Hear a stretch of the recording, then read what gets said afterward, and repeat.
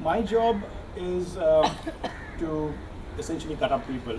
And so it's not an easy trade actually.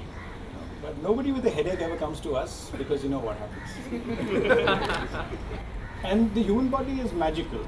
It's like Albert Einstein said that if there is any miracle happening, either you can go around life thinking that nothing in life is a miracle, or you can look at life and look at almost everything in life as a miracle. It's about you looking at it and finding the miracle in it. And I heard this is a new experiment where you're getting people from other professions to talk to architects. And I hope the experiment is successful. Because right at the end of my talk, I'll tell you why this is such a good experiment. Though it doesn't seem to make sense. Like surgeons talking to architects, what is the commonality? There's almost no commonality. Yet, I can, through my talk, I'll tell you how much I've learned from you. And probably you will get to see what you can learn from us. And I think marrying the two somewhere, we have a lot of exchanges, good exchanges that we can have. The day has arrived and you walk in and Professor of Surgery greets you and says, welcome to surgery. From today, for the next 3 years, you have no life. You cannot get married. You are going to stay here. And that's why we call it a residency program. Sure enough. Right, sir. So we knew that this is how Professor greets everybody. So essentially you have been given dog status and you need to stay in the kennel and come out only when he barks at you. One said, Prof, I don't get this. I came here to be a surgeon. Yes, Roy, you have to start at the mortuary. I said, isn't that where dead people go? And he said, yes. And what possibly can I do at the mortuary? Because I'm supposed to be saving lives. And that's what I came into surgery for. And he says, your job is simple. You know nothing. You are useless to us. The only thing that you can do is harvest every implant that the body has as it arrives in the mortuary. So my job was that I have to take out any plates, screws that were fitting in the body, dental implants, the vertebrae. I was supposed to harvest these guys. So I was essentially the scavenger.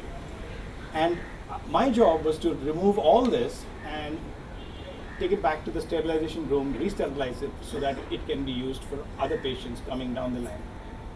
And I was horrified because, I mean, this is not a job, but, well, it is a job.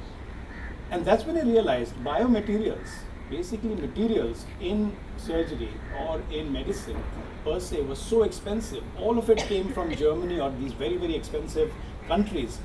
They sold it to us at an incredible price. So if a manual laborer or a worker had a fracture of his bone, lower bone, tibia or fibula, they would come in, sit in the outpatient, and you would see his wife having a lot of bangles, gold bangles. By the time the treatment got over, all those gold bangles were exchanged for a few plates and screws, which we had to use to fix his tibia and fibula. And in India, we discovered that copyright in India means the right to copy. So very quickly we came up with very, very good implants, and now we're selling it back to to those guys. The material is what you all play with so wonderfully, and you all are like the creator, because I'm sure the creator also sits down with this material and says, here I'm going to create something. And a lot of these advances in medicine, like knee joint replacements, have actually been through people who are biomaterial specialists, architects, because they can understand weight bearing, and surgeons. So this is how we've come up with the best joints for the human body. And now the bone is very similar to concrete that you all use. Now the bone is such an organ, such an element that 1 square inch of bone actually is stronger than steel and stronger than concrete. That's how bone is. Yet, we are able to, it's not like that we feel that we are laden with steel or with concrete. The bone has this magical effect of being able to protect the softest structures within you, give you a skeleton to stand upright, stand straight, and do a whole lot of functions. Yet, like good bridges, it's able to bend a bit. But the magical thing about bone in the human body is it is able to regenerate slowly. So there are these blast cells which manufacture bone, and there are these class cells which dissolve the bone.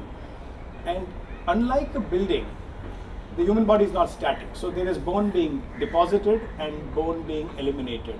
And that's how the whole process is renewed throughout your life, and that's how the bones continue to remain strong throughout your life.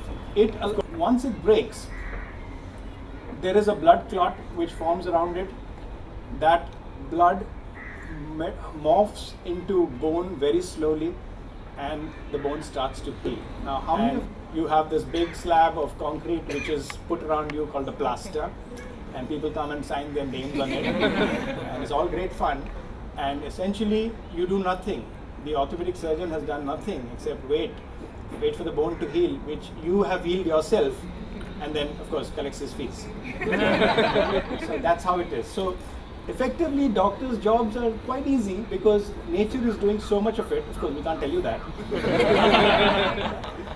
and it's a self-healing process, and I think that is completely fascinating. And I think the future buildings are going to be able to do that. You're going to be able to design buildings which are able to heal themselves. Something to think about for the future.